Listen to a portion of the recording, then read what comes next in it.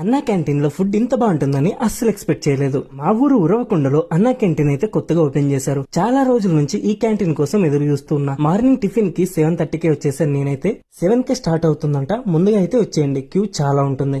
So token తీసుకుని వెళ్ళిపోదాం. ఈ రోజు ఇడ్లీ పొంగల్ పెట్టారు, 2 తీసుకున్నాం. సో టేస్ట్ చూద్దాం ఎలా ఉందో. ఇడ్లీ అండ్ సాంబార్ చాలా బాగుంది, అదిరిపోయింది. పొంగల్ కూడా చాలా బాగుంది.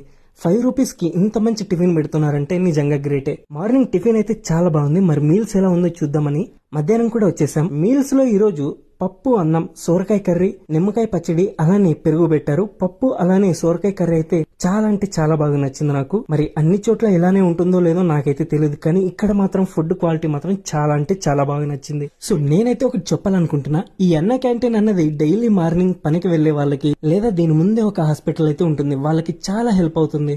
10 రూపాయలతో ఒక రోజు కడుపు నిండా తినేస్తారు. సో కొంచెం డబ్బున్న వాళ్ళు కానీ 3 పూటలా తినడానికి ఉన్న వాళ్ళు రాకండి. నేను జస్ట్ ఎక్స్పీరియన్స్ చేయాలని మాత్రమే వచ్చాను ఇక్కడికి. నేనైతే ఇంకెప్పుడు ఇక్కడికి వెళ్ళను. ఈ అన్న క్యాంటీన్ డైలీ కూలి పని చేసుకునే వాళ్ళ కోసం, పేదవాళ్ళ కోసం పెట్టిన ఒక మంచి పథకం. సో వాళ్ళనే తినిద్దాం. అప్పుడప్పుడు వెళ్ళండి, పర్లేదు. సో కొంచెం ఓవర్ అనిపించి ఉంటే అడ్జస్ట్ అయిపోండి.